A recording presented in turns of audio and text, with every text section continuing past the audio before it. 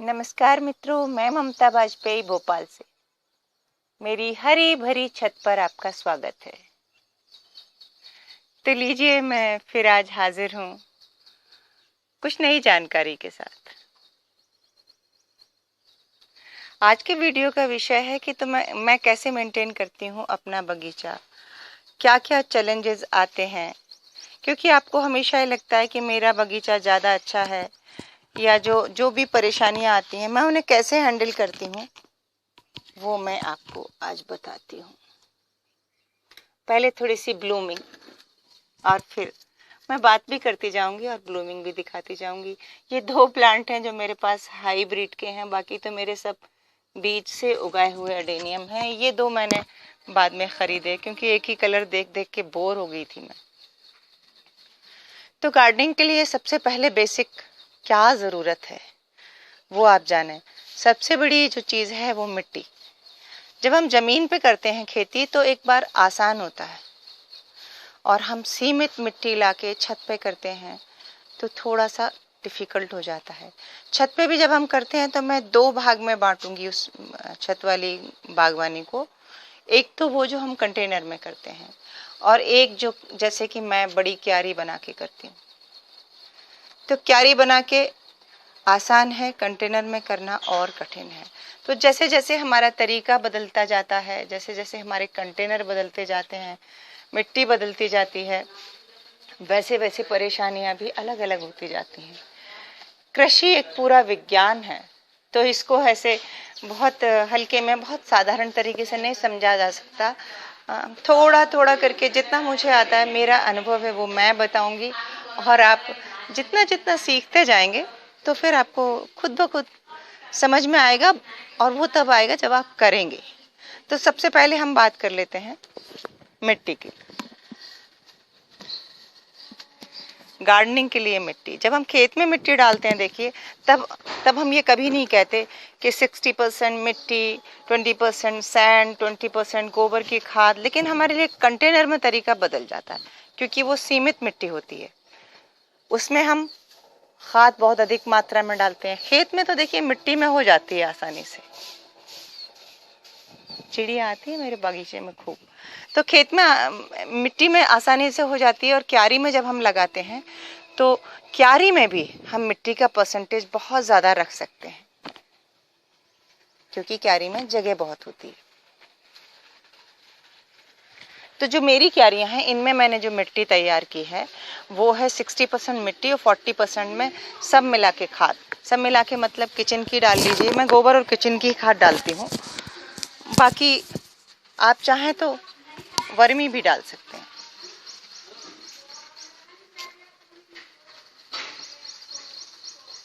सीताफल का फूल हो रहा है, देखते हैं फल होता है कि नहीं। हाँ, तो मैं मिट्टी की बात कर रही थी। हमारी मिट्टी अच्छी होगी तो बागवानी अच्छी होगी। अब लोग कहते हैं कि हम मिट्टी कैसी लें। हर प्लांट के लिए अलग अलग तरह की मिट्टी चाहिए होती है। मैं जो क्यारी में मिट्टी भर रही हूँ उसकी आज बात करूँगी, और जिसमें केवल सब्जियाँ उगा रही हूँ। साइकिलेंट्स की मिट्टी अलग होती है, वेजिटेबल्स की मिट्टी अलग होती है, ऑर्नामेंटल की मिट्टी अलग होती है। सबकी रिक्वायरमेंट अलग होती है, तो मिट्टी भी अलग होती है।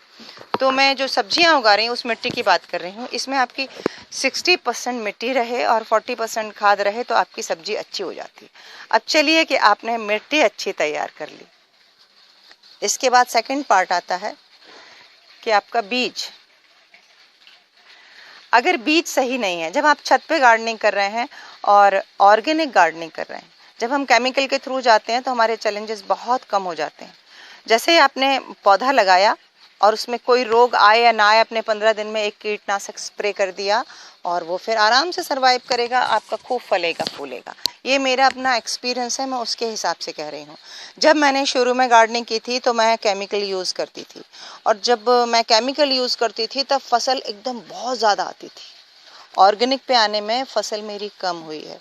मेरा एक बहुत पुराना वीडियो है, 2016 का है, और मैं उसका लिंक दे दूंगी। उसमें आप मेरी ककड़ी लगी हुई देखिए, इस कदर फली हैं, गुच्छे के गुच्छे, इसी टेरेस पे और ऐसी ही क्यारी में। लेकिन जब से मैंने केमिकल बंद किया और मैं ऑर्गेनिक पे आ गई, उस साल से मेरे यहाँ ककड़ियाँ नहीं हुई। तो मेरा ये एक एक्सपीरियंस है कि ककड़ी अगर उगाना है, खीरा, ककड़ी से मतलब खीरा, तब आपको स्प्रे के ऑर्गेनिक दवाई के थ्रू जाना पड़ेगा, सॉरी तब आपको केमिकल दवाई के थ्रू जाना पड़ेगा। ऑर्गेनिक क्या करता है, कोई भी कीटनाशक नहीं होता, बस वो जैसे नीम ऑयल है या किसी जो पत्ते जानवर नहीं खाते, जो जहरीले पत्ते हैं, उनका जूस बना के मैं रखती हूँ, वो सब है। तो वो सिर्फ कीट को डिस्ट्रैक्ट करता है कि कीट कम लगे या नहीं आए, एक बार लग गए तो फिर कीटनाशक चाहिए। तो मेरा अपना अनुभव जो मैं आपको बताऊं, ये देखिए मेरी ककड़ी की बेलें कल मैंने उखाड़ के फेंकी और इनमें जो बीमारी आई वो मैं आपको दिखाऊं।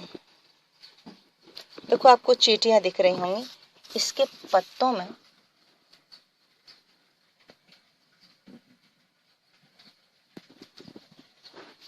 मैं उठा के उजाले में दिखाती हूँ। इसको माऊ कहते हैं और ये सेम में आती है और ये ककड़ी में आती है। तो अगर आप ऑर्गेनिक गार्डनिंग कर रहे हैं तो आप ये समझ लें कि ककड़ी अवॉइड करें, ना लगाएं, क्योंकि ये नहीं होगी, ये बीमारी लग जाएगी इसमें और फिर आप परेशान होंगे। तो इससे बेटर है कि जब आप ऑर्गेनिक गार्डनिंग कर रहे हैं, टेरेस गार्डनिंग कर रहे हैं, तो पहले आप चूज़ करें कि कौन कौन सी सब्जियां लगाना है। ये कोई कहीं नियम नहीं है, ये मैं केवल अपने अनुभव से बता रही हूँ। मैं तो ये कहती हूँ कि ककड़ी रहने दीजिए, आप भिंडी लगाइए, बैंगन लगाइए, मिर्च लगाइए। ये देखिए जो मेरे यहाँ लगा है ये सब, ये वही लगा है जो इजीली सरवाइव हो रहा है। देखिए आप लौकी की बेल कितनी फैल रही है, लेकिन इसका मतलब ये नहीं है कि ये माऊ और किसी में नहीं आती, ये माऊ लौकी की बेल में भी आती है। तो मैं आपको दिखाऊंगी लौकी की बेल। हम क्या करते हैं, सुबह आते हैं तो हर पत्ते को पलट के देखते हैं। इसमें भी देखो आप, कैमरे से बहुत दूर है, इसमें भी माऊ का प्रकोप शुरू हुआ है, क्योंकि यही हमारे ककड़ी की बेल लगी थी, तो ककड़ी की बेल से वो कीड़े यहाँ तक पहुँच गए। तो जिन पत्तों में माऊ का प्रकोप हो रहा है, बेलों पे अगर चींटे चलते दिखें, चींटे चींटियाँ, तो आप ये देखें कि उनके पत्तों में कहीं ना कहीं कोई रोग होगा। तो मैं क्या करती हूँ कि ये जो माऊ है ये नीचे से तने से लगना शुरू होती है। देखिए मैंने तने के सब पत्ते काट दिए, ये मैंने शौकिया नहीं काटे, एक एक पत्ते में जिसमें माऊ होती गई मैं काटती गई और ये तना सीधा रह गया। ये पत्ते कटने से बेल की हेल्थ में कोई फर्क नहीं पड़ता और बेल ऊपर जाके फलती है और वो माऊ जब ये ऊपर पहुंच जाती है तो नहीं लगती। और मैं कोई भी केमिकल यूज नहीं कर रही। तो आप केमिकल यूज नहीं कर रहे तो आपको इस तरह का इंतजाम करना होगा कि रोज पत्ते देखें और माऊ हो रही है तो उसको निकाल दें, थोड़ा नीम ऑयल स्प्रे करते रहें। तो कड़वा हो जाता है पत्ता, या नीम का पत्तियों का रस, तो पत्ता कड़वा हो जाता है, तो आप उससे थोड़ी कम हो जाती है माऊ, लेकिन ऐसा नहीं कि खत्म हो जाती है, और वो मरेगी तो बिल्कुल भी नहीं। तो वैसे ऑर्गेनिक पेस्टिसाइड शायद बाजार में आते होंगे, पर मैं तो कुछ भी नहीं खरीद रही। चलिए मैं दूसरे कोने में चलती हूँ, फिर मैं बताती हूँ कि अब आपने बीज की बात कर ली, मिट्टी की बात कर ली, तो आपने बीज भी अगर देसी लाएंगे जो अपने आप सरवाइव हो जाते हैं, जिनको बहुत ज़्यादा विशेष केयर नहीं होती। हाइब्रिड जो होता है उसको केयर चाहिए होती है।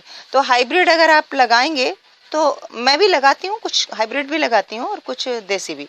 तो जो मेरा एक्सपीरियंस है, हाइब्रिड को बहुत केयर लगती है और कभी हम दुनिया भर की चीज़ें और ऊपर से देनी होती। बाकी मैं ये जो देसी वाले हैं इनको मैं कुछ भी नहीं डालती, बस जो एक बार अच्छी मिट्टी बना ली गोबर की खाद मिला के उसी में लगा देती हूँ, और कभी कभी थोड़ा सा गोबर का खाद या कंडे गला के उसका पानी भर देती हूँ।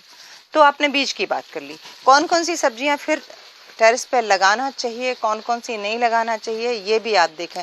मैं आपको बता रही हूँ मेरे पास जो लगा है वो ये मेरी जो हो रही, ककड़ी छोड़ के मैं सब कर पा रही हूँ। ककड़ी मेरी कभी नहीं होती, जब से मैंने ऑर्गेनिक गार्डन की है मेरी ककड़ी नहीं होती है। मेरा हो सकता है कि मुझे कम जानकारी हो, लेकिन मुझसे नहीं होती, ये मेरा अपना एक्सपीरियंस है। तो मैं अगले साल से ककड़ी बोऊंगी नहीं। बाकी फिर कद्दू हो जाता है, लौकी हो जाती है। तो अब मिट्टी की बात हो गई, बीज की बात हो गई, फिर इसके बाद हम बात करते हैं मौसम की, समय की। हड़बड़ाकर समय से पहले, क्योंकि जो नए गार्डनर होते हैं ना, इतनी जल्दी होती है कि बस जून आया और जुलाई में बोने वाली सब्जियां जून में डाल दी। हाँ, और एक ज़रूरी बात, बहुत से वीडियो मैंने देखे, जून में उगने वाली सब्जियां, जुलाई में उगने वाली सब्जियां, अगस्त में उगने वाली सब्जियां, सबके नाम दे देते हैं एक तरफ से, पर मेरा अपना एक्सपीरियंस है कि आप लौकी, तोरई, कद्दू ये लगाएंगे तो जो जून में लगाएंगे तो जून के आखिरी सप्ताह में, वो भी तब जबकि बरसात आ गई हो। इसमें जून और जुलाई से फ़र्क नहीं पड़ता, मौसम से फ़र्क पड़ता है। मौसम थोड़ा ठंडा हो जाए, छींटे आ जाएं बरसात की, तो बेलें सर्वाइव करेंगी। और अगर आपने लगा दी और बरसात नहीं आई, जैसे कि हमारे यहाँ भी भोपाल में हुआ है कि बरसात नहीं है, तो फिर आप पानी दे दे के परेशान होंगे। और देखिए, इसीलिए ये तोरई जो है मेरी, इसने उतनी हेल्थ नहीं ली जितनी की लेनी चाहिए थी। अगर ये बरसात का मौसम होता ना तो ये इतनी बढ़िया होती कि पूरे जाल पे छा गई होती। एक और ककड़ी दिखाऊं मैं, ये मैंने अभी उखाड़ी नहीं है, पर मैं इसमें भी खा नहीं पाऊंगी ककड़ी, मुझे पता है। ये देखिए, ये बेल बहुत अच्छी थी। और अब इसके पत्तों में भी देखिए माऊ आना शुरू हो गई है।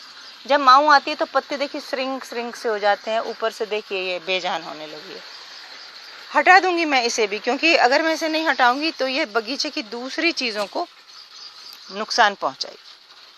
तो फिर बात हो गई आपकी मिट्टी की, बात हो गई बीज की, बात हो गई मौसम की, बात हो गई। आप सही मिट्टी में सही बीज सही समय पर, और ये आप कैसे सीखेंगे? खुद कर करके सीखेंगे, क्योंकि वीडियो तो बहुत बड़े हैं और हर वीडियो सही नहीं, आप ये सच मानिए कि क्योंकि मैं गार्डनिंग करती हूँ इसलिए मुझे अच्छे से समझ में आता है। अगर आप नए हैं तो आप जुलाई में लौकी तोरई डालें, जब फुरफुर मौसम हो तब डालें आप, तो वो सितंबर तक आपको फल दे देंगी। बहुत सारी सब्जियाँ कि नई सब्जियाँ, और जिनको एक्स्ट्रा केयर चाहिए वो कुछ न लगाएं। तो बीज की बात हो गई, मिट्टी की बात हो गई और मौसम की बात हो गई। उसके बाद आगे क्या देख रेख करें, ये मैं आपको अगले वीडियो में बताऊंगी, क्योंकि वीडियो बहुत लंबा हो जाएगा। अगर आप इतना समझ गए हैं कि मिट्टी कैसे लेना है, और ये सिर्फ क्यारियों की बात कर रही हूँ मैं, कंटेनर में अलग तरह से बात करूँगी, कंटेनर की मैं अलग से बताऊँगी। तो उम्मीद है कि वीडियो अच्छा लगा होगा। अच्छा लगा हो तो लाइक करें, शेयर करें, और मुझे सब्सक्राइब तो प्लीज़ कर ही लें। नमस्कार।